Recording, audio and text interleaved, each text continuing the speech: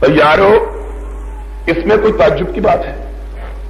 ہم اپنی آنکھوں سے بے شمار مذہبی رسمیں دیکھتے ہیں جن کا پہلے آج سے 20 سال پہلے کوئی وجود میں نے کبھی بات تعصب کی نہیں کی، لیکن صرف سمجھانے کے لیے کہتا ہوں، اللہ جانے کسی کا دل دکھانا مقصود، اور اگر کسی بھائی کو تکلیف ہو تو میں پیشگی معافی مانگ لیتا ہوں۔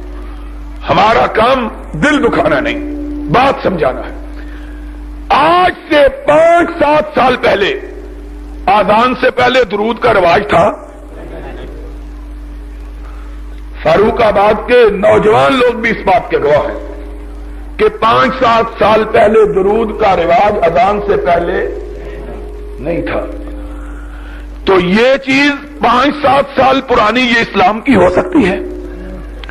اسلام کی بات تو وہ ہے جو 1400 سال پرانی ہو۔ نئی چیز اسلام کی بات ہو سکتی؟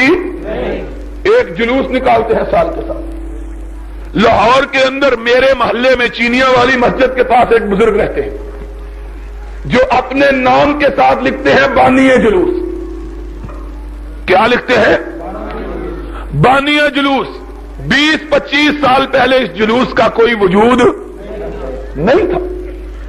ساری تاریخ 25 سال پہلے کی۔ اور سنو، 11ویں ختم۔ ایک آدمی کہنے لگا نہیں جی 11ویں کی بات آپ غلط کہتے ہیں۔ میں نے کہا وہ کیوں؟ کہنے لگا یہ تو بہت پرانی ہے۔ میں نے کہا کتنی؟ کہنے لگا جب سے شیخ عبد القادر جیلانی پیدا ہوئے ہیں۔ میں نے کہا تیرے خیال میں شیخ عبد القادر جیلانی رسول اللہ کے زمانے میں پیدا ہوئے تھے؟ صلی اللہ علیہ وسلم کب پیدا ہوئے؟ 600 سال بعد۔ پرانی کتنی ہے؟ کتنی پرانی؟ لاؤ ایک ایک بات کو، فقہ کی کتابوں کے پشتارے لاؤ۔ کوئی دنیا میں فقہ کی کتاب 500-600 سال سے پرانی موجود۔ پچھلے دنوں یہ نعرہ تھا کہ فتاوی عالمگیری نافذ کرو۔ پاکستان میں کیا نافذ کرو؟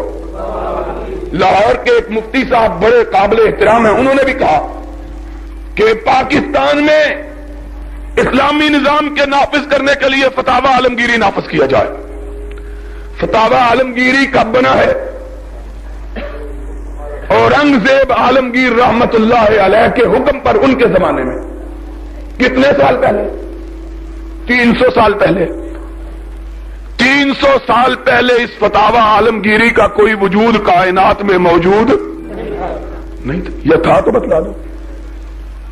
یہ جو مذہب بنے ہیں بستیوں کے نام پر، 100 سال پہلے ان بستیوں کا نام بھی کوئی جانتا تھا؟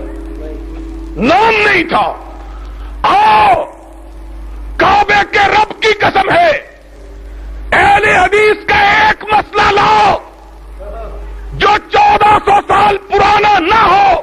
ہم اپنے باپ کے بیٹے نہیں اگر اس مسئلے کو پاؤں کی ٹھوکر پہ نہ رکھ دیں۔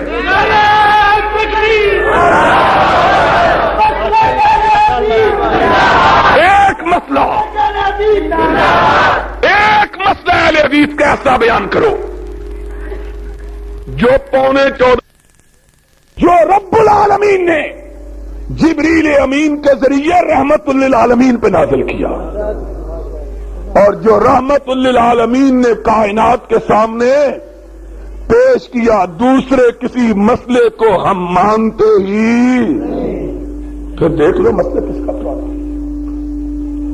پیور خالص، جس میں کوئی ملاوٹ۔ اور یاد رکھو ملاوٹ کس کو کہتے ہیں؟ قاضی صاحب بعض لوگ کہتے ہیں ملاوٹ کوئی بری نہیں ہے، وہ قرآن ہی پڑھتے ہیں نا، کوئی برا کام کیا؟ میں نے کہا ہم برا نہیں کہتے، ہم کہتے ہیں اسلام ماننا ہے تو خالص مانو بغیر ملاوٹ کے۔ کہنے لگا ملاوٹ کیسی؟ ہم نے کہا اگر دودھ کے اندر پانی سرکاری نلکے کا ملا دیا جائے تو ملاوٹ نہیں ہوتی، دودھ خالص ہوتا ہے۔ اور اگر نہر کا ملا دیا جائے تب، اور اگر آب زمزم ملا دیا جائے تب، اگر دودھ کے اندر چاہے زمزم کا پانی ملا دو تب بھی دودھ خالص نہیں رہے گا۔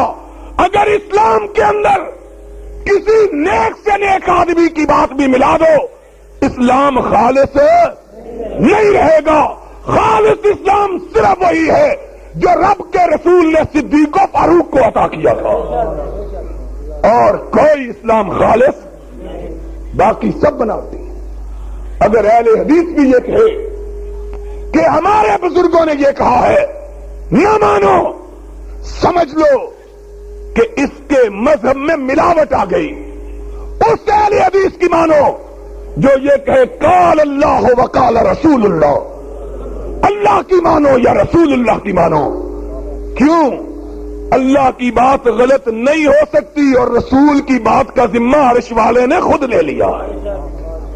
عرش والے نے ما ينطق عن الهوى ان هو الا وحی۔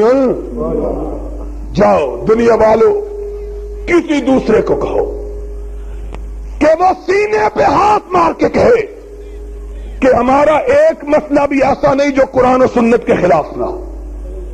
کہو لوگوں کو، میں کہتا ہوں اہل حدیث کے مسلک کا ایک مسئلہ بھی ایسا نہیں جو قرآن و حدیث کے خلاف ہو۔ کیوں؟